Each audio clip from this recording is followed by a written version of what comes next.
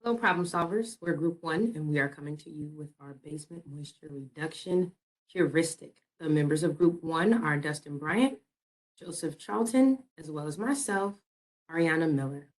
And so we're all solving a problem this semester. What's the problem? Well, we all know someone with a musty basement. We're from humid Cleveland, Ohio. And if you want to finish your basement, maybe you want a man cave, want to enjoy a cool basement with your family, what do you have to do? Well, you have to shoot for better air quality, better living environment. You do that by controlling the humidity levels in your basement, hopefully to between 30 and 50%. Mold really thrives at around 50% humidity levels.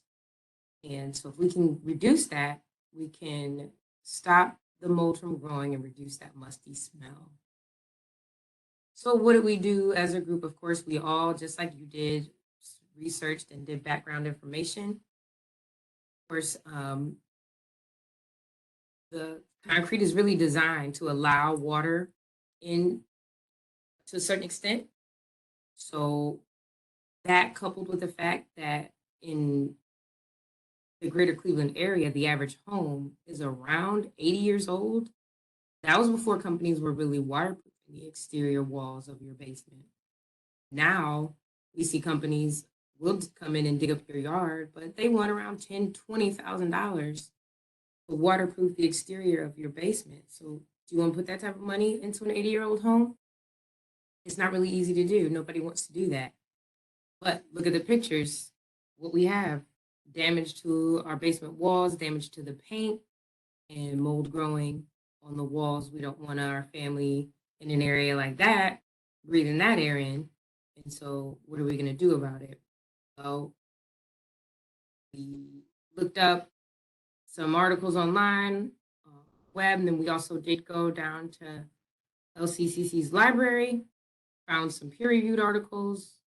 This one was really excellent: moisture penetration of concrete floor slabs, basement walls, and flat slab ceilings. And so we looked up information and came up with 3 workable solutions.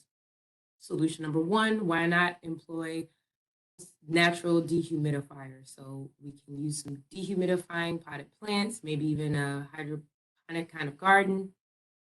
Put air fans on there for circulation, and then use calcium chloride, which a lot of you probably see in stores, really marked up really high. It's called damp rid, but you could buy calcium chloride yourself in bulk. You mix in some aromatherapy, really get a nice smell down there in your basement so you don't have that basement must. Workable solution number 2 that we came up with is, hey, why not actually, a lot of people are painting the interior of their basement wall, but how long is that going to last? Why not actually just go right into the wall, use the spaces that are there in this block, and actually embed the basement walls with a waterproof material? That way we'll add some mass to the wall and reduce that water flow, that water moisture into the basement area. Workable solution number 3, the other thing we could do is go right outside ourselves, tarp off the yard, add some soil, add some rocks, and add those downspouts that really, now we're trying to force water away from the basement walls and away from the home. So this would include landscaping that's really going to use plants and trees that like to soak up a lot of water, a lot of that rainwater that we get, so that the water isn't coming in towards the basement. So what are we going to do? Well, after doing our KT analysis, we really found that solution number 2 was really innovative, and it was really going to save us a lot of time. This is something we can actually do ourselves. We just need a concrete drill, some safety equipment, and it didn't really have to take a long time for us to mix the grout and embed it in our basement walls. The natural dehumidifier is going to be great, but it's really still going to let all the humidity into your basement and try to solve the problem after the moisture comes in. And of course, tarping, doing the landscaping is a great idea, but that's a much longer project. It's going to take a while for you to really see any results from that solution. So first we came up with the idea to test what sort of material we wanted to embed in our basement wall. And then we actually even redesigned the prototype because we really wanted to simulate a basement wall. What actually is it doing when the water is there building up on the outside? So we're going to let Dustin explain to you exactly how the testing worked. Hello, my name is Dustin Bryant, and I'm going to demonstrate the prototypes for Group 1 about how to keep the moisture out of your basement. We made 2 prototypes to demonstrate 2 different concepts, but first I want to show you a standard block. So this is a standard block that's in most basements, and notice it has 2 open cells. Now normally this is for concrete to be poured every 4 foot or every 5 cells. So 5 cells are empty, and then the 6th cell has concrete for structural support in your basement.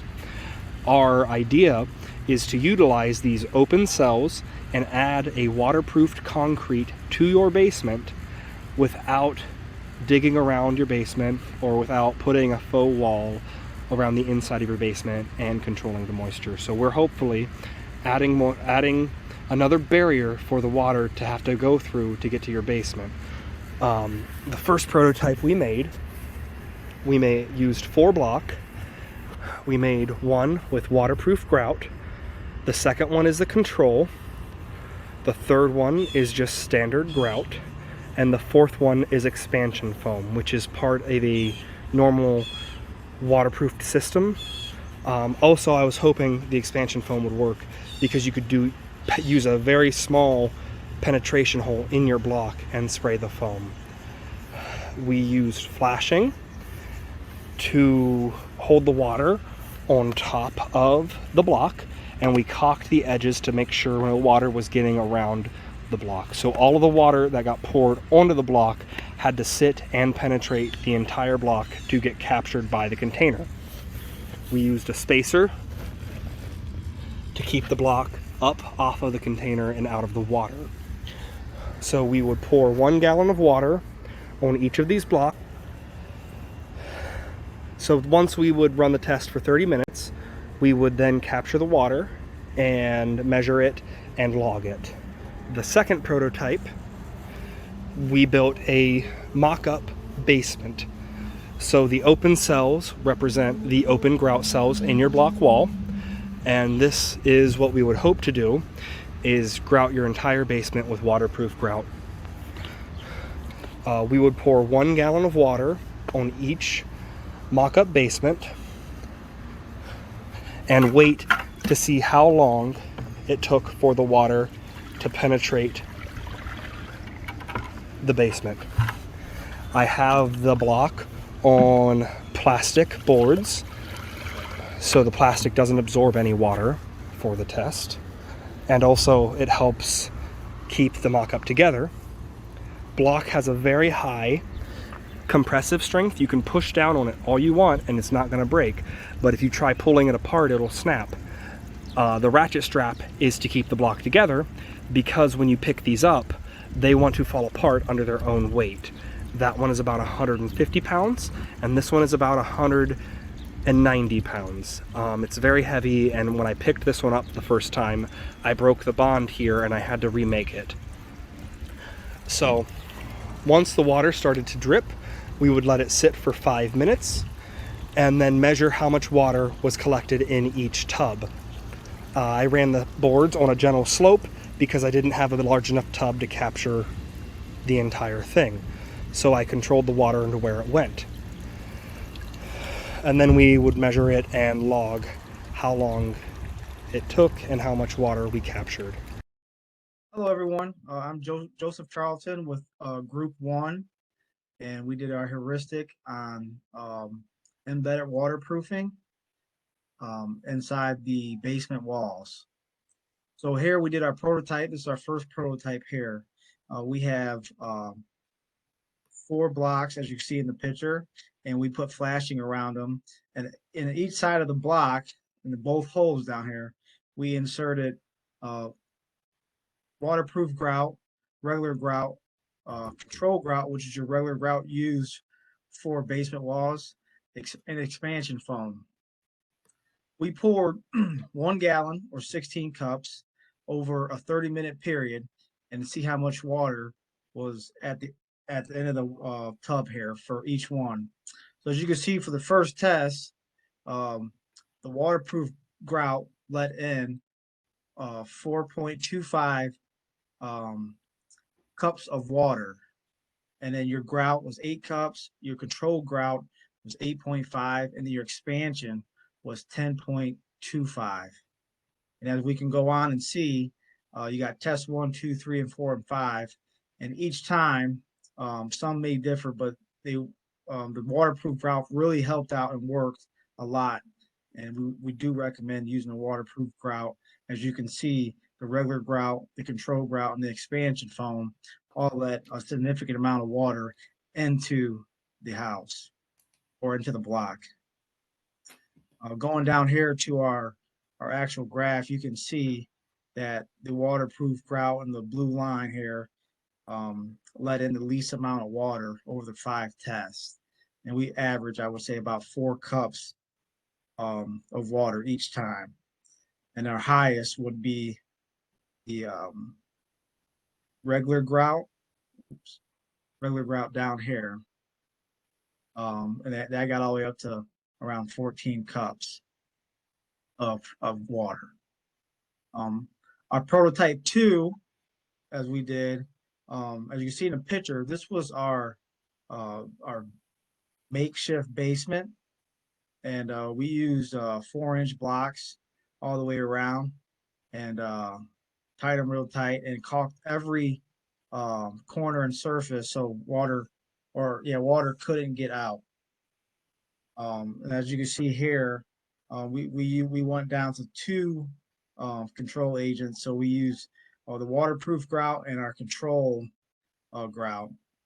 And once again, the waterproof grout really worked out when pouring the gallon of water. But we use 5-minute increments at this time because a lot of water was going through, so you couldn't do a 30-minute timer. So we did 5, and our lowest that we had was 3.5 in 5 minutes.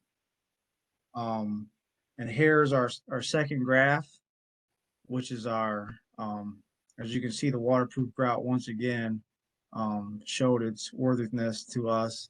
And this is why we chose to go with this method. And if anyone else is wondering, I think we all should choose this if you don't have the money as well, because digging up your basement does cost thousands of dollars. And this is what we did, and I hope you guys enjoy the presentation.